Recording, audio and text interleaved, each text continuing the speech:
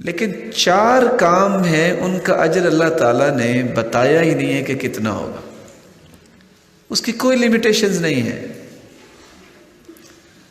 اور ان 4 کاموں کا بدلہ اللہ تعالیٰ نے خود دینا ہے، اس لیے اس کے بارے میں بتایا ہی نہیں ہے۔ کتنا دینا ہے یہ میرا مالک جانتا ہے۔ وہ 4 کام کون سے ہیں؟ ایک روزہ ہے، الصوم لی وانا اجزی بہ، روزہ میرے لیے ہے، اس کا بدلہ بھی میں ہی دوں گا۔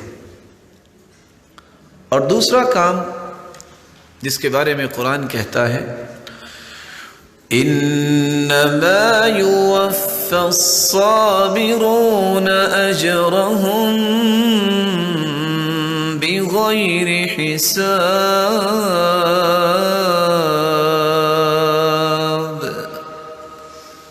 جو صبر کرتا ہے اسے بھی بغیر حساب کے ہی اللہ اجر دیں گے، اس کا حساب کوئی نہیں۔ آپ کسی کو کچھ دینا چاہتے ہیں، اس کو گن کے دیتے ہیں، چیک کسی کے ہاتھ میں تھماتے ہیں، اماؤنٹ لکھی ہوتی ہے، اور اگر کسی کو یہ کہہ دیا جائے کہ یہ لو خود جو لکھنا ہے لکھ لو، اس کی اور اس میں کیا فرق ہوگا وہ آپ سمجھتے ہیں، بغیر حساب۔ اور تیسرا عمل جس پہ اللہ تعالیٰ بغیر حساب کے، کوئی لیمیٹیشنز نہیں اللہ تعالیٰ کے انعامات کی، جیسے اس کی شان و عظمت بہت ہے اس کا انعام بھی بہت ہے۔ وہ تیسرا عمل کون سا ہے؟ جب انسان سچا ہونے کے باوجود کسی کو معاف کر دیتا ہے، معاف کرنے کے ساتھ ساتھ اصلاح کرتا ہے، ایسے انسان کو بھی اللہ نے اتنا اجر دینا ہے، اس کا حساب نہیں ہے۔ قرآن مجید میں اللہ عز و جلال فرماتے ہیں فَمَنْ عَفَا وَأَصْلَحَ فَأَجْرُهُ عَلَى اللَّهِ،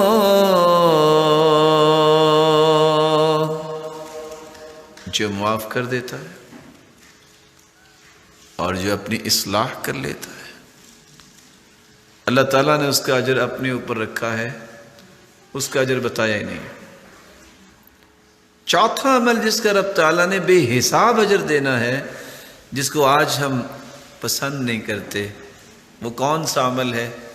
جب بھی کوئی گالی دے دے، وہ میرے اور آپ کے بارے میں کوئی بری بات کر دے تو ہم کبیدہ خاطر ہو جاتے ہیں، اچھا اس نے یہ کہا تو کہا کیوں؟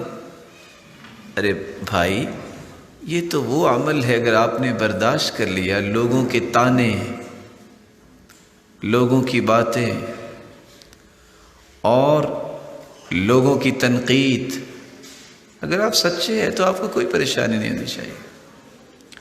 پریشانی تو اس کو ہوتی ہے کہ جس کے اندر 3 صفات نہیں ہیں، یا تو اس نے کوئی جرم کیا،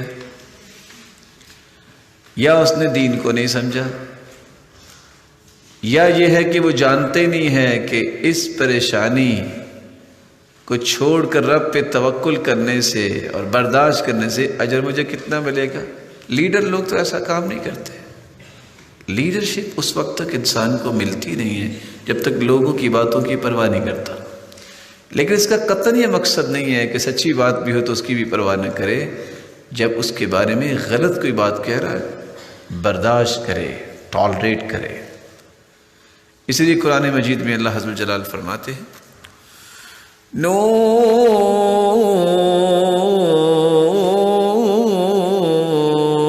والقلم وما يسطرون ما أنت بنعمة ربك بمجنون وإن لك لأجرا غير ممنون وإنك لعلى خلق عظيم۔